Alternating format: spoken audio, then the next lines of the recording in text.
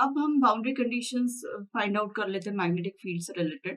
Boundary conditions जैसे electrostatics में हमने टेंजेंशियल कंपोनेंट और नॉर्मल कंपोनेंट के फॉर्म में निकाला था, दो टाइप की बाउंड्री कंडीशंस निकाली थी। तो यहाँ पर भी हम मैग्नेटिक फील्ड इंटेंसिटी और मैग्नेटिक फ्लक्स डेंसिटी की दो boundary conditions across the boundary normal component के टर्म्स में और टेंजेंशियल कंपोनेंट के टर्म्स में हम फाइंड आउट करते हैं।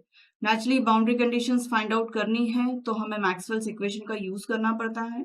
बेसिक्स क्या है, सपोज हमारे पास एक बाउंड्री है दो मैग्नेटिक मटेरियल के बीच की, मतलब ये एक मैग्नेटिक मटेरियल μ1 परमिएबिलिटी का है और ये μ2 परमिएबिलिटी का है।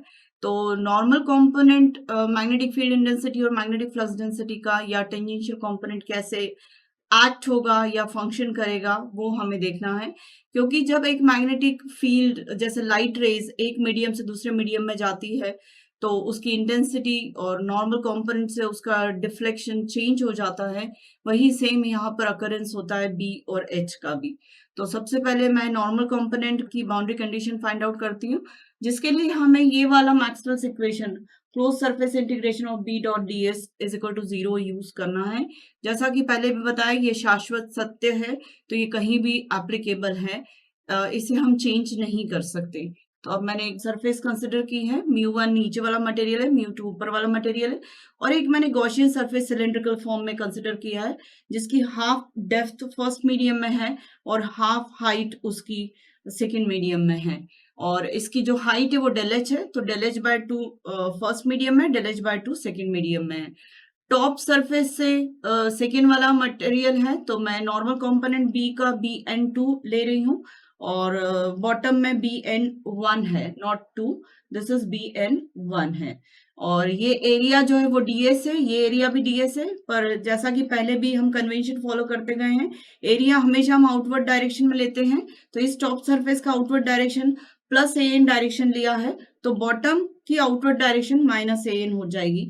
मैग्नीट्यूड एरिया का ds ही होगा, पर मैग्नीट्यूड जो मैग्नेटिक फ्लक्स डेंसिटी का होगा नॉर्मल कंपोनेंट का Bn1 होगा और सेकेंड मटेरियल में Bn2 होगा।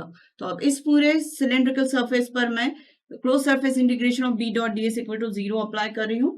तो नेचुरली ये पूरा जो होगा ये मुझे तीन सेगमेंट्स में डिवाइड करना पड़ेगा, 1 2 एंड यहाँ 0 ना रख के मैं इक्वल टू यहाँ रख देती हूँ।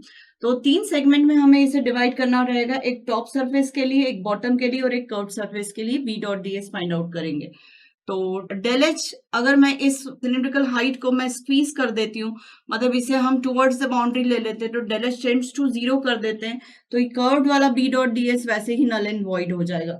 सिर्फ और सिर्फ हमारे पास दो इंटीग्रेशन टॉप और बॉटम के फाइंड आउट करने रहेंगे।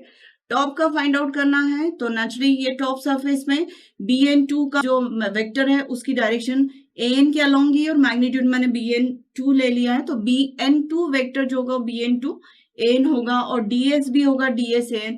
तो दो वेक्टर्स जो सेम डायरेक्शन में है उनका डॉट प्रोडक्ट मुझे Bn2 ds ही देगा। सिमिलरली बॉटम का अगर देखती हूँ तो Bn1 और पॉजिटिव an डायरेक्शन होगी पर ds की डायरेक्शन माइनस an है, तो जब इसके डॉट प्रोडक्ट का मल्टीप्लिकेशन होगा तो मैग्नीट्यूड के साथ साइन माइनस आ जाएगा, तो Bn1 ds ऐसा हो जाएगा।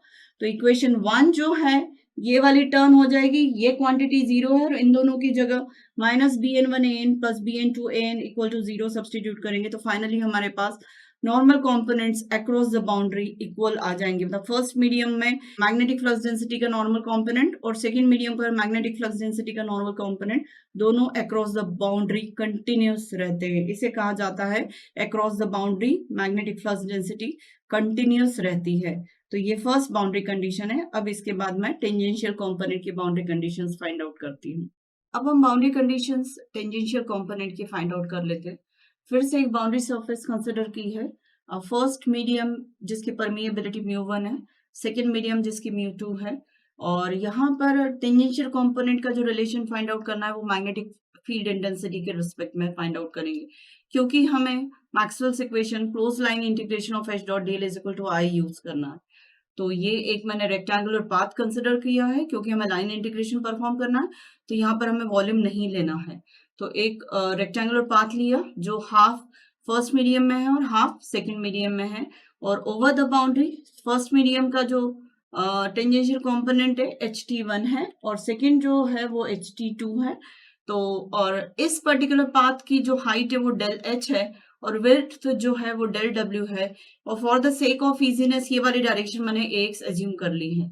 तो जब मैं close line integration of H dot DL is equal to I apply कर रही हूँ, तो यहाँ पर करंट अगर फ्लो कर रहा है बाउंड्री पर, सरफेस पर, तो ये इसके लिए लीनियर करंट डेंसिटी के एज्यूम कर ली है जो डेल डब्ल्यू पर एक्सपैंडेड है। तो आई को मैं डिफाइन कर सकती हूँ के इंटू डेल डब्ल्यू से।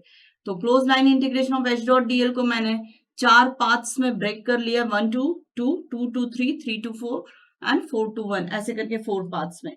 अब जो लाइन इंटीग्रेशन का जो पाथ है, इसकी हाइट को मैं स्क्वीज कर दे रही हूँ, मतलब टुवर्ड्स द बाउंड्री हम इसको ले जा रहे हैं, तो del H equal to 0 consider कर लिया। तो नेचुरली इसमें से दो इंटीग्रेशन हमारे 2 टू 3 और 4 टू 1 ऑटोमेटिक 0 हो जाएंगे। सिर्फ दो इंटीग्रेशन बचेंगे, 1 2 और 3 4। 1 to H dot DL find out करना है, तो 1 टू 2 में एच जो है वो एच टी 2 है और डायरेक्शन उसकी एक्स है, और लेंथ जो है डिस्प्लेसमेंट की वो डेल डब्ल्यू है और डायरेक्शन भी एक्स है। तो इसको जब हम फाइंड आउट करेंगे तो एच टी 2 डेल डब्ल्यू आएगा।